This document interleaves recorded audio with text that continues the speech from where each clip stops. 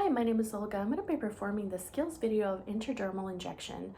To start off this video, I want to make sure that I verify all the supplies that are needed. We have our medication vial here, gauze pad, 2 alcohol wipes, and pair of gloves and syringe and needle. For this injection, we'll need a 29 to 30 gauge, a ½ inch, 1 milliliter syringe. Due to supplies, I'm going to be using this one.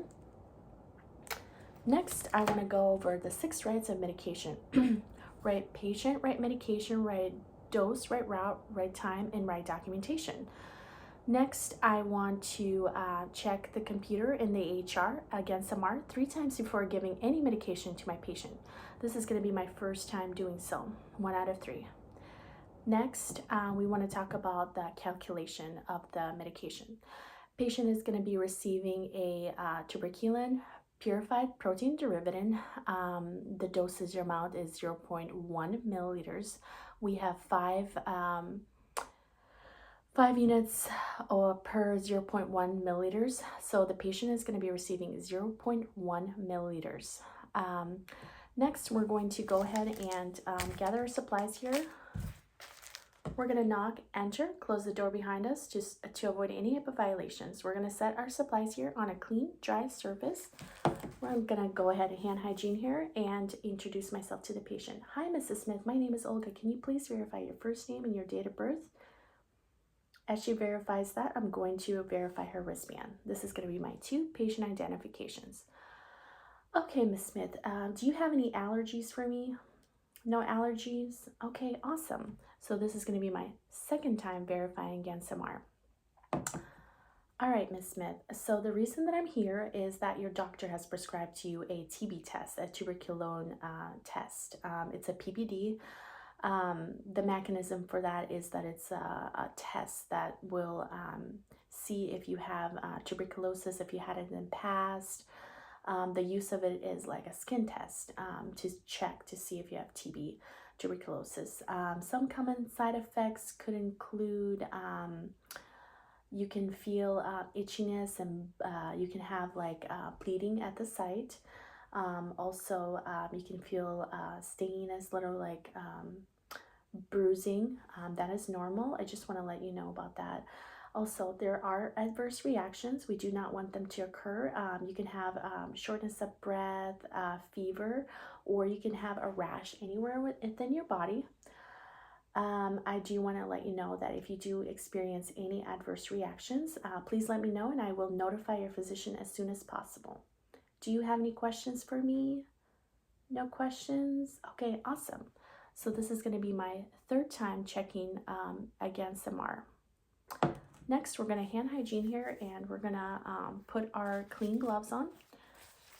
So, Mrs. Smith, upon injection, I do want to let you know that you might feel a little bit of stinginess and burniness. That is normal. I just want to let you know. So, we're going to get our medication vial started here. So, we want to go ahead and we're going to clean off the top with an alcohol wipe. Dispose of that in the trash. Next, we're going to get our syringe and needle. It's going to be a 29 to 30 ½ inch, 1 milliliter syringe. Due to practicing, it is open. So we're going to take it out, dispose of that, and we're going to go ahead and make sure that our cap is on, needle pointing up. We're going to draw up 0.1 milliliters of air. 0.1 milliliters of air. You can see that. Next, we're going to take off the cap. We're going to use these 2 fingers. We're going to go ahead and inject that air in there. We're going to tip it over, invert, and we're going to draw up 0.1 milliliters.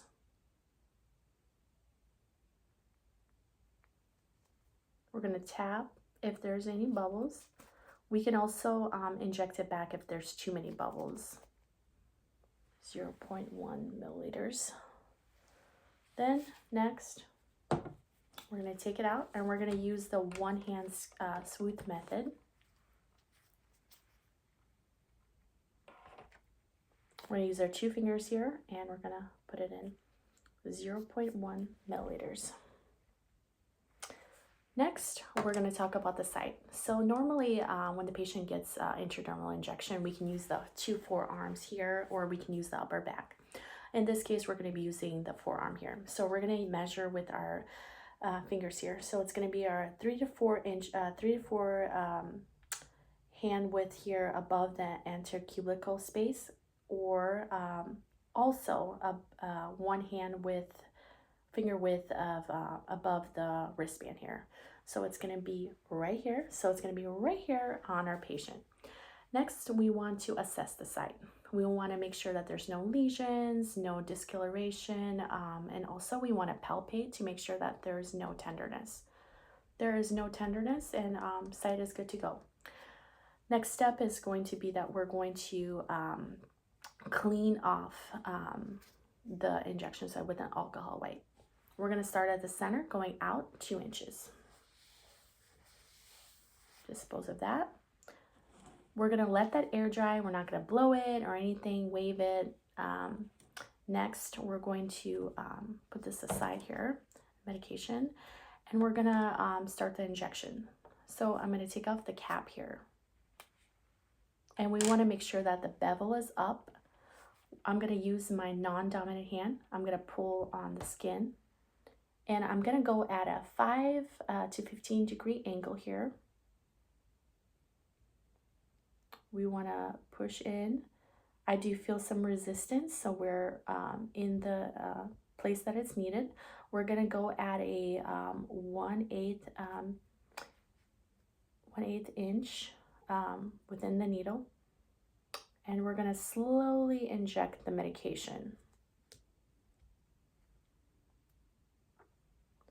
And I do see a small blood resembling a mosquito bite, 6 to 10 milliliters.